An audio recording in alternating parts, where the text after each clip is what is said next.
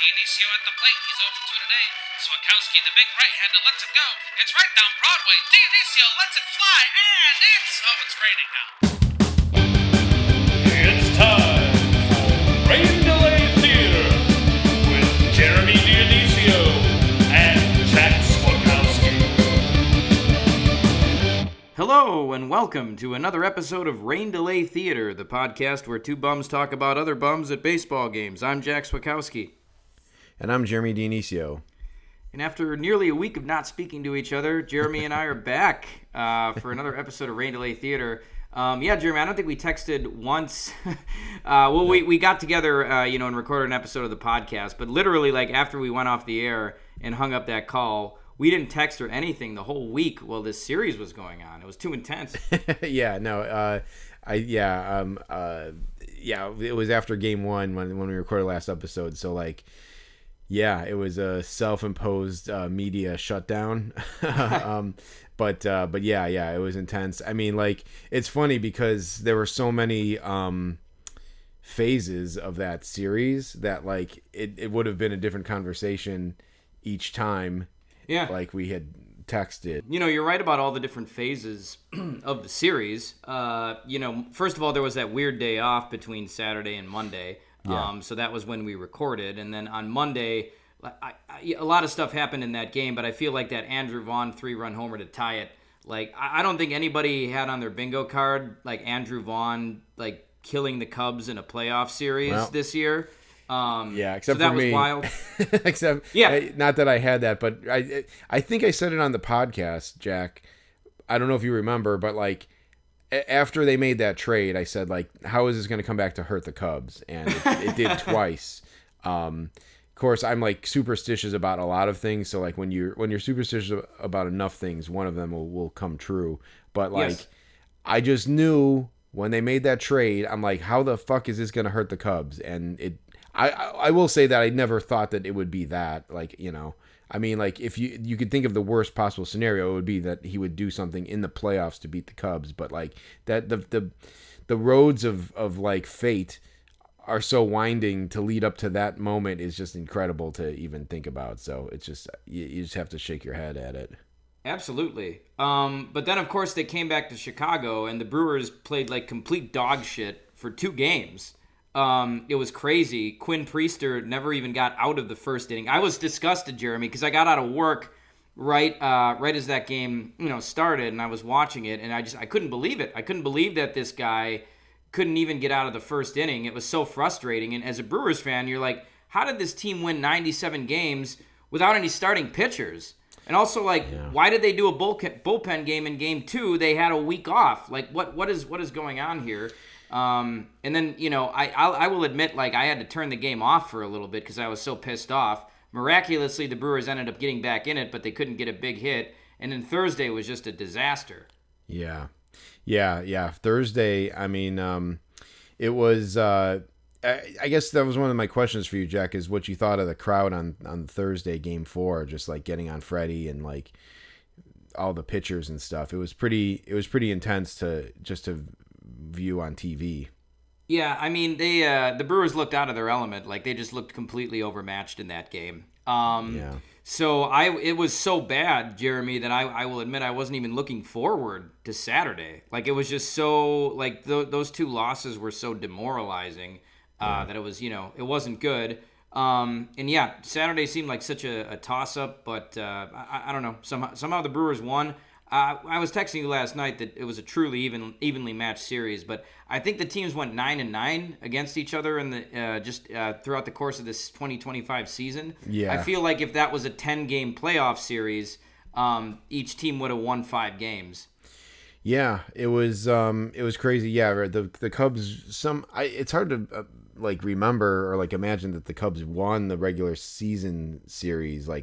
Whatever Yep. it was, it must have been then 7-6 or something like that. Yeah, I think so. Yeah. Or 6-6, whatever it was, 6-5.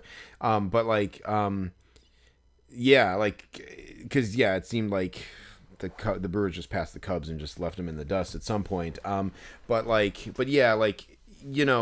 wanted the Brewers. I wanted the Cubs to play the Brewers.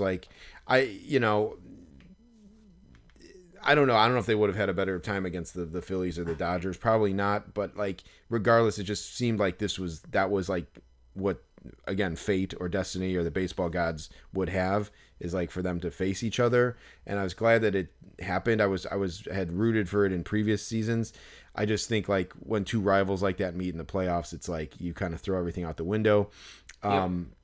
And like, yeah, it's like, and Jesus, like, it's like, a tale of two series is at least, or three, whatever. But like, yeah, after game one, you kind of would have just hoped that they could make it to game five, and it didn't seem like that was possible. But then, yeah, it seems like the Cubs played to the top of their talent in games 3 and 4.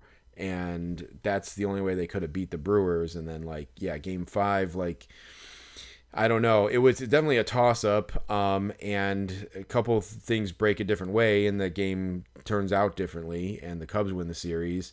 So it was just weird. Obviously, it was frustrating just because of the loss for me, but, like, it would have been more frustrating if it was a blowout, of course. I almost like could take it, could accept it a little more that it was that close. But then also when you think about it, it's like if they would have got like 1 or 2 key hits in key moments, I think they could have won that game. So it's frustrating from that sense as well. So it's just a hard one to kind of wrap your head around. It is, because nobody from the Cubs pitched particularly bad. I mean, Right. They gave up 3 solo homers. So yeah, nobody like had a Quinn Priester outing. I mean, yeah, Kyle Tucker came up with 2 guys on base and maybe no outs, right? And he struck out versus Ashby. That was huge. I think both of them were in the 6th inning. Like, yeah, the Tucker strikeout and then the Happ strikeout. Those were the 2 that's like, if something goes different there, the game is different. And obviously, you know, there things, you know, you could say that on the other side as well. But like, Sure. It was just it was frustrating. And then Happ, then it's like Happ. It's like, are you mad at Happ because he hit that homer in the day before or the game before? So it's like, if he doesn't do that, then maybe they don't even make it to that game. But it's like, But at the same time, and to strike out looking too in that at bat was just like inexcusable. It's just like, you have 2 strikes on you. You gotta foul it away or just go at anything close. And he just watched it. And it's like, how does that happen? Like, as a veteran major league player in that situation, but it is what it is. Yeah, Jeremy, and you could do that with a lot of other players too. Like, okay, Quinn Priester, right? I was pissed off at him in that game, but it's like, he pitched 159 or something innings this year to a 3.32 ERA. It's like the Brewers might not be in the playoffs if it wasn't for that guy. Right. So, you can't. I don't know. You just can't really. You can't really do that kind of thing. I think it's what you said. There's just so many emotions because it is 2 rivals. It is Craig Counsell going up against his old team in his first real playoff series with the Cubs. I mean, the wild card series is what it is, but like this is the division series. So there's a lot. There was just like there was a lot riding on it, and I feel like next week or just tomorrow, we're recording this on Sunday night when the Brewers play the Dodgers. They'll almost be a lot looser and freer because there's a lot. All of the emotions that were there in this series are not going to be there for the Dodgers series, and they can just play baseball. Yeah, I agree. I agree to an extent. Like, I think like it's different. I mean, they certainly have their work cut out for them with the fucking Dodgers, but like, and as the Cubs would have as well. But yeah, it's a different mindset, and they get home field advantage. So like that's good too. Thank God too, by the way. Like, I don't want to watch more than 3 games in the fucking Dodger Stadium. I fucking can't stand Dodger Stadium, like with the fucking sound system and just like, there's so much about it that drives me nuts about Dodgers and the franchise and all of that. But yeah, like, it was definitely a loaded series for sure. So, yeah, I don't know. The Brewers obviously have a good team, and like I think they have the kind of team that can win those kinds of games. So I just, for me as a Cubs fan, Bryce Terang, Sal Frelick, and Caleb Durbin, those guys are fucking like just baseball, like just gritty baseball guys, and like I don't know. I wish the Cubs could. If the Cubs had a couple more guys like that, I would say Nico Horner is probably the only like equivalent that the Cubs have of those guys. And it's like, I feel like you need like 2 or 3 of those guys to win those kinds of games, and the Cubs just don't have those kind of guys. So like, yeah, I don't know. They were. I was afraid of those guys in the series for sure. Sure. Well, yeah, Jeremy, and you know, Terang had a terrible series up until he hit that home run, and it's like, I'll take that. Because like they needed that home run, but yeah, he had an amazing year, as I think Ron Darling alluded to on the broadcast, and we've talked about on this podcast. But yeah, he's I could see, because whenever Nico Horner comes to the plate, especially in that series, you're just like, oh god, like they're not going to get this guy out. He's just going to slap a hit to right field, and he always did. I think he hit 419 in the playoffs,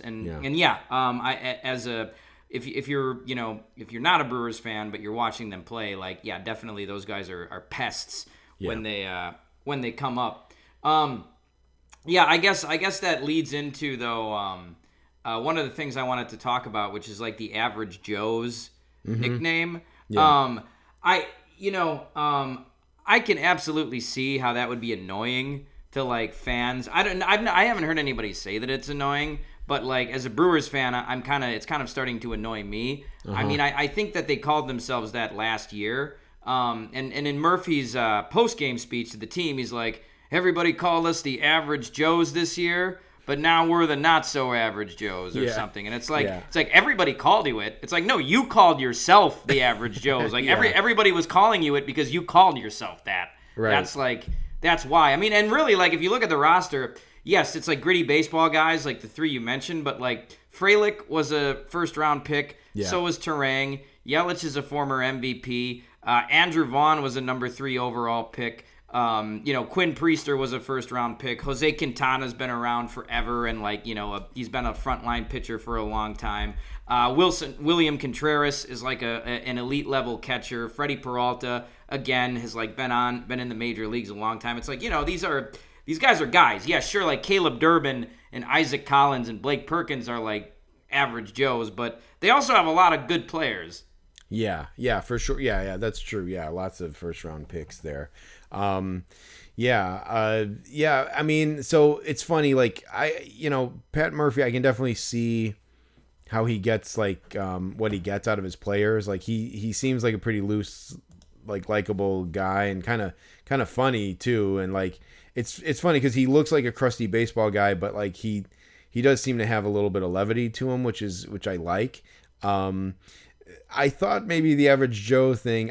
I'm hesitant. I'm trying to be choosy with my criticisms of the Brewers, because I feel like I'm in a position to have sour grapes like in any of my criticisms about them. But like I do feel I almost want to say like they're better than the Average Joe's thing. Like yes. And it did seem like in the post game, like they had him on the PA, like I forgot, the woman from TBS or something was interviewing him, and like he was on like the stadium PA system, and so like everyone could hear him, and he goes, he's like, it seemed so forced, like, and granted that's maybe not his like his niche, like being like a speaker to like 40,000 people or whatever, but sure. Like it was like they said we're not, like, they called us the Average Joes. I think he said not so average or above average or whatever, and it was just like, come on, like that's, you guys just, it's like, just say they call us the Average Joes, but now we're like going to the NLCS or something, like, right, or we're 1 series away from the World Series, but something like that. But anyway, so yeah, that was not my favorite part, but like, sure, I don't know. Sure, and I'm just saying how I understand how people could find it annoying. But one thing too that the Brewers should have been above is the whole flying the L flag in their team picture. That was lame. It's one of those things where like it's petty. And I feel like you need to act like you've been there before. And it's, if the fans want to do it, whatever, I still think it's lame, and it's like, little brother syndrome. But the team should not be doing it in their photo. Yeah, and it is so Yeah, I'm looking at the top. They made a Tops Now card of it too, and like Oh, yeah, no. they are holding it in the photo, which is Yeah. kind of crazy. Like I thought maybe they took a regular one and then they like held up that flag. It's kind of funny because they have like four different flags in this picture, which is kind Yeah. of funny. But yeah, it made the baseball card, which I think I'm gonna have to pick that up now because just for posterity. Yeah, So, yeah. The story behind that, I guess, is that Trevor McGill is the one who grabbed it from the crowd and Okay. wanted to be holding that. And I think they said some of the players didn't want to do it, but McGill wanted to do it. And he used to pitch with the Cubs. Maybe he has beef with them for like how his time with the organization Wow. ended. I have beef with him for that fucking 6 runs he gave up in that game I went to, but Yeah. Well, there you go, right? But it's like, dude, that's how you start a curse. Like you can't be doing that stuff. It's not so when we texted Jack, I hadn't seen that. I turned over to the Marquee post game right after that. I didn't watch like the TBS coverage, which of course was probably covering the Brewers. So I didn't see that at first until maybe this morning, or late last night. And yeah, I would just it's okay. So I watched the video of it. I couldn't quite tell who was holding it, and I thought I could tell it was a tall white guy. So I'm like, okay, it was McGill. That makes a lot of sense. But it did look like a couple guys were kind of like laughing in a way, like, oh man, I can't believe he's doing it. And it did seem like there was people like in the front of the team picture that didn't even realize he was holding it. Yeah, I wouldn't have wanted to do that. It's like, first of all, the whole L flag is funny. I don't know if we've talked about it on this podcast, but it's like someone spent their money to buy a flag that celebrates the other team losing, and it's like, wouldn't you rather just buy a Brewers flag or a Brewers hat or a shirt or something instead of like a thing just for the Cubs? It's like, come on, man, like get your priorities straight. Sure. And then like McGill, I don't know. Yeah, that's interesting with McGill. I don't know what the hell his deal is. Well, he was so fired up too when he got out of that first inning. It's like, hey, it was crucial, but still, dude, like relax. Yeah, and just the way he did it too. He held his hands up like he was some kind of like king over his dominion, like just like saying like, oh, like praise the Brewers or whatever the hell he was doing. But yeah, I don't know, Jack. I don't know. Again, I don't know if this like rang through your head. If I was you and I remember this, it would have been ringing through my head. But I should make a T-shirt. If we make Rain Delay Theater merchandise, there should be like a T-shirt that says McGill owes me one, which like that has been my refrain ever since that fucking game in 2021 where I looked up that box score just earlier today. Let me try to find it again really quick. But I think he gave up 6 runs with no outs in that game. That's hard to do. Yeah, and it was. Was it this one right here? Let me just check. Yeah. So 0 innings pitched, 4 hits, 6 earned runs, 2 walks, 2 homers. That was that game. That was the Boxberger game too, where Boxberger gave up a homer to tie the game, and then McGill just blew it. Yeah, I was like, he owes me one after that. He owes the Cubs one, and I thought maybe that could be last night, but yeah. Anyway, I don't know. I don't. He was not good with the Cubs, so I don't know why he was mad that the Cubs got rid of him. It's like they didn't give me a chance after I gave up fucking 6 runs on no outs. Like, what did he expect? I don't know. So it's just weirdness. It is, and so Jeremy, yes, that when fans fly the L, like Brewers fans, it makes it seem like they're happier that the Cubs lost than that the Brewers won. And if the team does it, it seems like the team is happier that like the Cubs lost than that they won and are advancing to the ALCS, so NLCS. So anyway, that was not a good look. My snarky remark to that would be like the Brewers should be worrying about the Dodgers.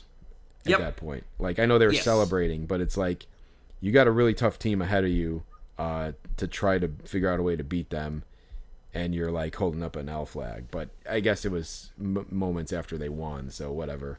But yeah, I don't know. Yeah. And anyway, hopefully karma doesn't come back to get them. At least that's what I hope. One other thing, Jeremy, about just the whole series is that after we recorded on Sunday.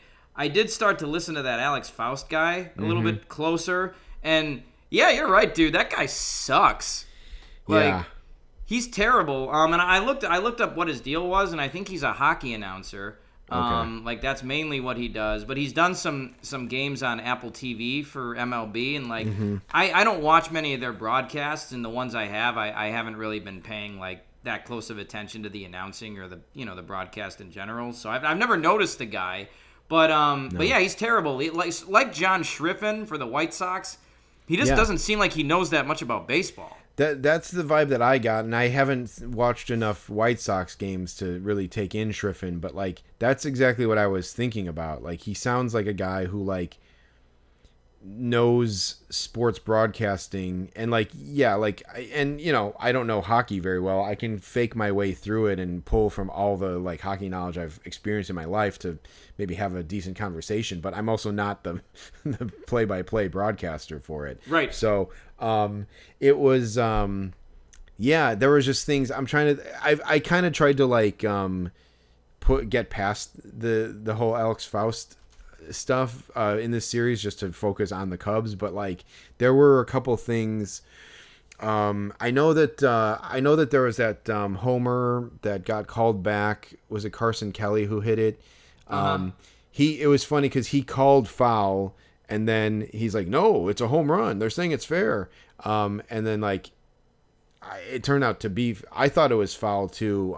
But I thought he looked bad on that one. And it turns out he was actually right on that one. But yeah, there was other ones where it was just like there was annoying. I don't know if you remember the one last night where I think Pete Crow Armstrong hit a long foul ball to right field. I think it was PCA. And then like, whatever, it almost looked like it would have been a home run, but it was foul. Like it had a lot of distance. And Alex Faust is like, he's like, would have been extra bases if it was fair. It's like, well, what do you mean by that? Like, yeah, right. That's just a dumb comment. My biggest one was, and Ron Darling got a lot of heat for Brewers fans during this series too. And I think that's just kind of naturally how you feel like when you're nervous about a series, like you feel like the national announcer is rooting against your team. Yeah. But anyway, Darling made some, allusion to the 1982 Brewers team. I think because they brought up that was the last Brewers team that won a pennant, and he's like, yeah, home run hitters like Ben Ogilvy and Cecil Cooper and Gorman Thomas. And Alex Faust was like, yeah, not to mention Paul Molitor. It's like, Paul Molitor wasn't really a home run hitter, dude. He hit 20 home runs like once in a season in his 20-year career. Like, stop trying to like fit in. I don't know. It was just bad. Like you just tell he didn't know what he was talking about. Yeah, I will say it felt like the announcers didn't want to have to shift the focus to the Brewers. Like it was a lot more of a challenge for them to kind of like, because like you as the story of the game happens, the announcers start like reinforcing that storyline, and so like I feel like it was all about like the Cubs comeback for 2 games, and even the beginning of the 3rd game or the 5th game, whatever. And then once it seemed like the Brewers were probably going to win that game, they started having to talk about the Brewers, and it seemed like a lot more of a stretch for them to have to do that. So I could see that for sure. Yeah, I mean, it's just a lose-lose. I think it's just a lose-lose for everybody, like with the national announcers. Just, it's not like football. It's not like you have your home announcer and then you have to deal with the national guys for like a week or something, or like when they play Monday Night Football. It's like it's always the same deal. But with baseball, for God's sakes, it's like 6 months of like 4 or 5, what is it? I don't know how long, whatever, like of following the same guys. And then the biggest games of your season, you have to listen to these people who have not watched your team play. And it's frustrating. It's like, yeah, like any one of us know more about the team than these guys do, and they're the ones who are calling it for the world, and it's super frustrating. And it's just I think everyone always gets annoyed by it. For sure. And one other like thing the Brewers fans were getting mad about, like regarding Ron Darling, was that he kept calling the Cubs the Cubbies. I don't know if you noticed that, but people were pissed about that. There was a Reddit thread today. It just had a picture of Ron Darling, and it said, "We'll never have to listen to this man say the word Cubbies again." If people were just they were pissed about that, and I noticed that he was doing it too. I will say he did call the Brewers the Brew Crew. as well. So it's like that's just kind of something he does. But Yeah. he was definitely doing it a lot. That's funny. That's funny that Brewers got mad at that. I took it as I kind of think of it as like he was a player and he played the Cubs and like he was probably saying like, oh, we got the Cubbies this next week or something like that. Like, yeah, that's, I don't know. I mean, yeah, I don't know. I think if the Brewers swept and the Cubs never had like those scare moments for the Brewers, maybe it would have been different, I guess. 100%. But anyway, yeah, it was a good series, Jeremy. I kind of don't want to do this again next year. So hopefully, like, the teams are seeded differently or, whatever. But, it was a lot, and now it's over. Yeah, I know. I mean, like, yeah, I'm glad we got to get them in the playoffs one time. I mean, yeah, I don't know. We'll see. Like, I was just thinking about it today as the Cubs. I wasn't really even thinking about it. The only thing I think about for next year is that the Cubs are not going to have Tucker back. But, like, you would think that they would spend money. They'll probably, like, as much as messed up as it is, like, I don't know if the Brewers are going to spend money to like kind of keep up with the Cubs. Like, it didn't matter these last 2 years because they were better than them. So I don't know what's, regardless of what I don't know.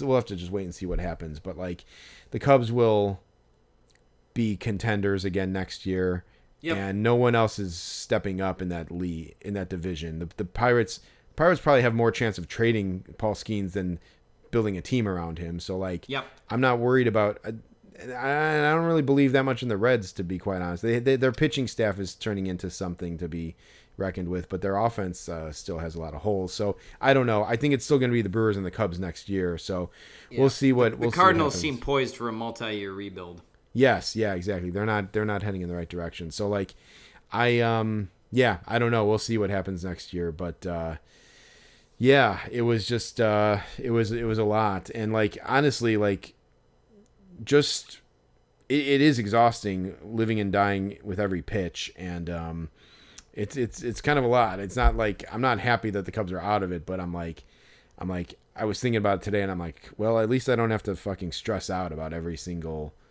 pitch of like a baseball game for 2 weeks, and so I don't know. We'll I can enjoy these now as a bystander.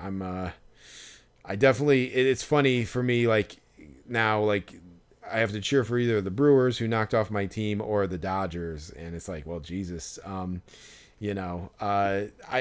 feel like, I'll be pulling for the Brewers, but if they mess it up, I'm gonna be extra hard on them because there's not as much forgiveness there. But I do, and then in the American League, I like both of the teams left. Cal Raleigh hit a homer to put the Mariners on the board in this game. So they're actually up 2-1 now. Did you see that clip where John Schneider was saying that Cal Raleigh was an easy out? It was from like 2023. Oh, really? No, I didn't see that. Yeah. You should look it up. John Schneider really seems like an asshole when he says that. Yeah. And it's like, sure, this was in 2023 before Cal Raleigh was really a big superstar, but it's like that guy can eat his words now because the guy that's like his 63rd home run of the season. That's funny.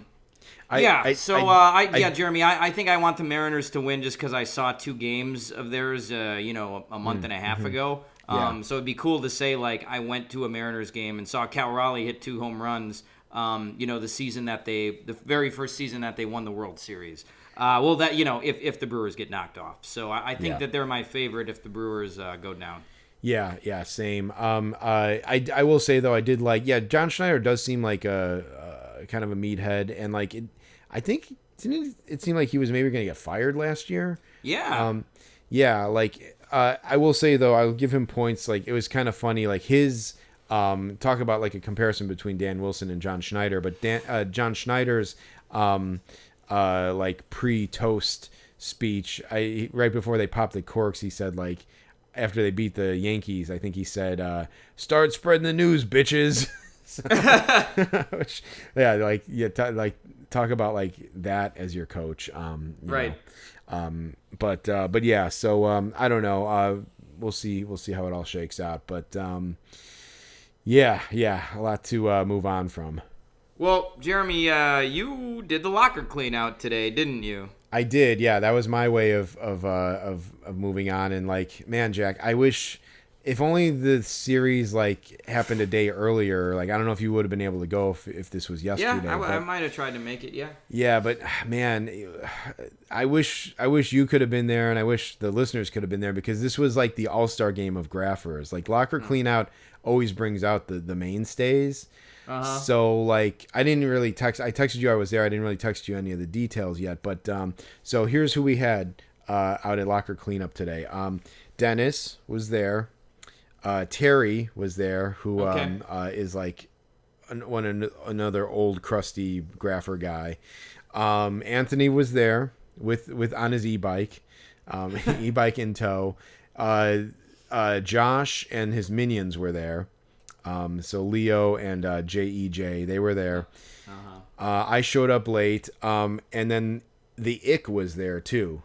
Oh my God! Yeah, he was. You said he was there either last year or 2 years ago as well. Yeah, he was. After not having seen him much over the last couple of years, so I don't know where to begin, Jack. I guess I can begin with the Ick just because I brought him up.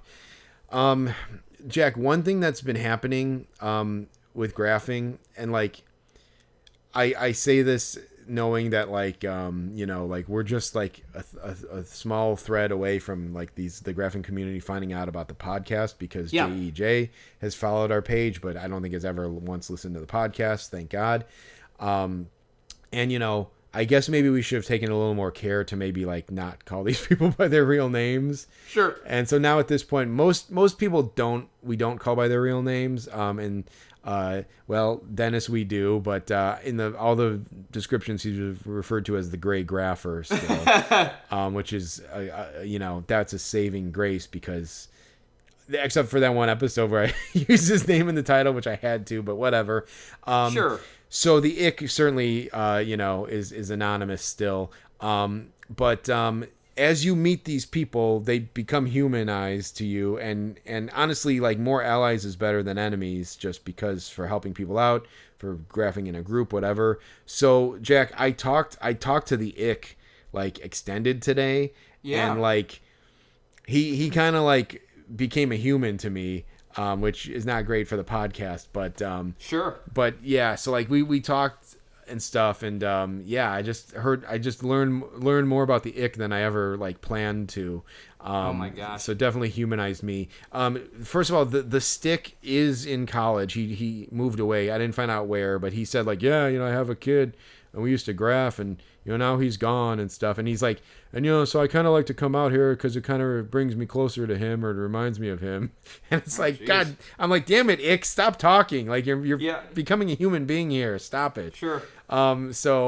And he was just talking, he said like his wife is a psychologist and she's like analyzed like what graphing does to the psyche, and like oh my God. We talked about like I think it's called like intermittent validation or something, where it's like he said it's like, my wife is a psychologist, she calls it intermittent validation, or she said it's called intermittent validation, and it's the most addictive kind of validation there is. He's like, it's like slot machines, like you lose, then you win, then you lose, then you win again, and then you win, and then you lose, and like just it was like this like kind of heart to heart conversation, and I'm like damn it, like I can't get close. I'm like a reporter, like I can't get close to these people. That's also fascinating though. It is, and like as a married guy myself who has had some hard conversations with my wife about graphing, it was like this stuff was interesting and relevant to me, and like it was weird. He did say some off-color jokes as well, though. I will say that kind of like could go, you can interpret it either way. There was maybe a little bit of camaraderie there, but also it was like, hey, Ick, settle down, like, but yeah, it was that was an interesting part of this as well. So yeah, that's great, Jeremy. I definitely want to look up more about this intermittent validation stuff. I think that's what it was called, intermittent something. Okay, yeah, that's interesting. So yeah, you said all these guys were there. Do Dennis and Anthony interact with each other when they're together? They do. I guess, I don't know. Do I say this? I guess I can say this because it's within the realm of Dennis. So JEJ was there, and like Dennis was just making lewd jokes, and he was really roasting those kids.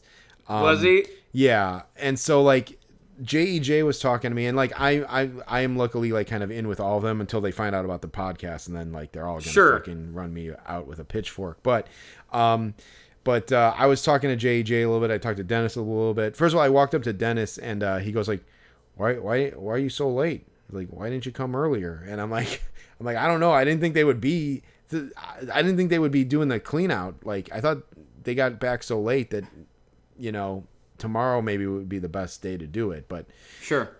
He was making me feel bad right off the bat for not getting there earlier. And so JEJ was saying, he came up to me and he's like, hey, I really want to ask PCA for a bat. I think like he told me he'd give me a bat, so I want to ask him, but I don't know how to ask him. And I was like, I don't know. I'll just say, hey, PCA, like, do you think you might have a bat for me? Whatever, And then he was sitting there talking, and he was sitting by Dennis, and Dennis looks back.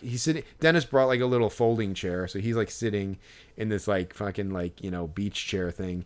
And he looks back at Anthony, who's sitting on his e-bike, and he goes like, hey, he's like, this guy thinks he's going to get PCA's bat. And Anthony's like, oh yeah, he's going to get PCA's bat, huh? And then Dennis goes like, yeah, PCA's going to give him his bat. And he started making like a double entendre, like lewd oh god thing. It's like, yeah. And like he's literally talking behind JJ's back. JJ's like sitting kind of in front of him talking to like Josh and those guys. And he's kind of like nodding to him with his, with his face and being like, yeah, PCA's going to give him his bat in the behind, or give it to him from the back or whatever. And like Anthony's like laughing, and then Dennis is like, he's like stomping his feet, like kicking his feet, like laughing so hard. He's like cracking his head so much. It's not a clever joke. No, it's not. And it's just like, I'm like, I don't know if he's like trying to indoctrinate JEJ. Like they seem to like resent those kids, but like, yeah. It was just like rogues gallery stuff, like for sure. Yeah. I also forgot that Oral was there also. Oral was also there. Okay. So it was just like an all-star lineup of people. So I don't know. There's definitely some things I can't say on this podcast that were said that I overheard there, but it was just chaos, kind of. Just a bunch of like bums like sitting around like just jawing at each other and then running up and getting autographs when applicable. One thing that was funny, Anthony was saying, he was talking, so I did talk to Anthony for a little bit. He did say something like, so this is Sunday afternoon. He was saying something like, so I said to him, I'm like, hey man, what time did you come out here? And he's like, I just got here at like 12 or something or whatever. And I got there at like 1:30. And I'm like, yeah, I didn't think they would be doing this today. And he's like, yeah, neither did I. He's like, the only reason why I'm out here is because of this guy. And I think he was pointing to Dennis. Mm-hmm. So I think Dennis told him. But Anthony goes like, yeah, man. He's like, I was up till like 4 a.m. out here, man, just at the bars. And he's like, yeah, we were talking shit to Brewers fans, man. And, oh my god. And I'm like, oh yeah, okay. And he's like, yeah, man, there's a lot of Brewers fans out here, so we're talking shit to him to like 3-4 in the morning or whatever. And I was like, okay, great. And I was just small talking with him about that, and he's like, yeah, man. He's like, I already missed mass. He's like, I like to go to mass at like 1:00. I already missed that, so whatever, man. I'll just stay here, And oh, God. Because I think I asked him like how long he was planning to stay out there, and sure. So yeah, and then he like was saying like, oh, he was complaining about PCA. So PCA did come out, and we asked him for his autograph, and he's like, I'll be back tomorrow, guys. I'll get you then. And so then he went inside, and Anthony was like, he's like, what the hell, man? He's like, this guy can't sign for one of us, even just like he can't sign for all of us. He's like, not even one each. He's like, we're out here all year supporting them, and we're putting in all this time, and the guy can't just stop and sign one for us. Which he has a point. I agree with him on that. And he's like, he thinks we all sign, he thinks we all sell. because of these three little cockroaches. And he called like Josh and JEJ and the other kid cockroaches. Yeah. He called them cockroaches. But and he's like, yeah, but like we're fans, man. Like we've been doing this forever. And like he just went into like that whole spiel. But I thought it was funny that he called those three kids cockroaches. Good Lord, they really don't like those kids, man. No, they don't. They were gone at this point. They had left, but still like, but so yeah. I mean.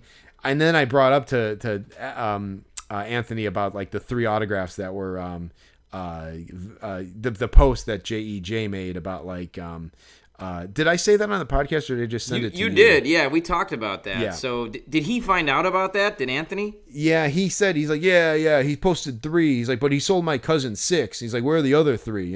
He's like, he got those 3 validated, but the other 3, what about those? Which like I don't even know what the hell is going on with all that. So like. I don't know. Like, it sounds like he sold them 6 and they were fake and then he took them back. And so then, okay, it's like, well, and then he tried to get them authenticated. So like, what does that mean? Is he going to still buy them now? Or like, Anthony logic. So you can't really look into it too deep, but, it is just a tangled web of just ridiculousness. Yeah. Yeah. I also didn't take Anthony as a church-going person, but Well, based off some of the things that I can't repeat on this podcast, I also would agree with that. I'm like, you go to church. Well, now I'm looking forward to when we go off the air, Jeremy. Yeah, for sure. It might be some observations about some of the Wrigleyville residents jogging by. Sure. It's in that nature. But yeah. So I would not put those 2 and 2 together either. But no, that's Anthony for you, I guess. Was there anything else from the cleanout? Yeah, he also called. Well, I'll save the rest of it for because this is a real name, so I'll save the rest of it for off the air. But he was talking shit about some other people too who like we've met before who seemed nice, sure. But he was talking shit about him. Basically, just to set long story short, he and like 2 other guys went to some restaurant that Dennis Rodman was at after he had done a signing at Rosemont, I think. Yeah. And he asked Dennis Rodman to sign, and then he's like, "I'll give you $200. Do whatever you want with this stack of stuff." And he's like, "What do you got?" And he's like, "I got some jerseys, some basketballs, and some Funko Pops." And he's like, "Bring them up." And so like he gave him $200 cash and he signed like 20 things for him and 2 other guys. That's crazy. Yeah. And then so one of these guys didn't want to chip in like to pay Anthony back, so he was kind of pissed at him for it. But sure. I can talk about that off the air. But no, the only thing that happened, I should have said this earlier when Dennis, just more of Dennis's stuff. But I heard who came by to sign. I forgot who it was. But I heard Dennis say like to Terry or someone else. He goes like, "Do you notice that no one's signing anymore now that more people showed up?" And it was like shortly after I showed up. Oh God! But it's just always Dennis can always like blame other people. Yeah, that's the classic Dennis. That's like when he's like, "You guys here for AJ?" Well, I don't know if he's gonna sign now that there's 3 guys. Yeah, exactly.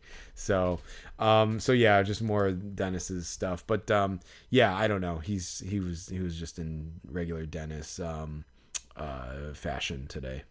Right. Well, you did say you got Carlos Santana, right? He did, yeah. Yeah. So he was that was the first thing he said. He's like Kelly did multiples, and he's like, "Where were you?" And he just kept saying like, "Where were you? Why weren't you here?" But yeah. So but yeah, I initially missed Carson Kelly, which I was bummed about, but he came back out and I got him, so that was cool. Nice. I got Cade Horton. I got a one more Kyle Tucker for the road, I guess. That's good. And he did not, I think I said to him, like, we'd love to see you back on the team next year. And people kept saying, like, will you come back to the Cubs? And he just had, like, a blank face, like, on, just like he did in that post-game interview. So that dude is so gone. Not that that's a news flash or anything, but yeah. So I figured I'd squeeze one more autograph out of him on his way out the door. So... Yeah, that's a good call, Jeremy, especially because, like I texted you before, it seems like he doesn't sign at the bus. So, hey, I never ended up getting him, but, who knows? Yeah, who know, like everything else, who knows what the future holds? Yeah, I mean, he has shown the propensity to sign, so there is that. And maybe he'll, like, get a hero's welcome back here for when the Yankees come to town or whatever. But yeah, I don't know. Like I wouldn't say it's impossible. I just guess it all just depends on what team he goes to. The problem is he's probably going to go to the Yankees or some team that draws too many idiots. So that would probably be the biggest obstacle. But yeah, so I was able to knock Carson Kelly out, which I was glad about. I actually got a good Shota. So when Shota came out and everyone had left at that point because they thought that Cade Horton was the last one in there. And I decided to wait around because they said Craig Counsell was still there. So at one point it was just me, the Ick, and Anthony. And that's when I ended up talking to like the Ick for a long time. But Shota came out and he actually gave me like a good signature for his free one. His free signature is kind of just like a loop, like one loop. It's kind of pretty crappy. So he actually gave a good signature.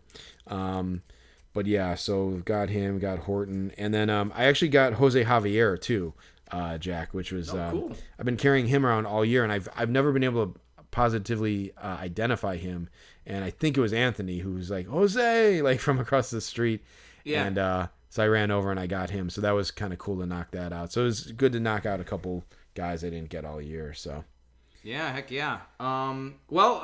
Jeremy, I think that's gonna about do it for this one, but we've got the remainder of the playoffs coming up, and then we've got some some standbys for November. We'll have our over-unders. We're also going to be doing the card show again in November, which is always fun. So even though the season has kind of officially come to a close now that locker cleanout happened, there's some good stuff in the pipeline.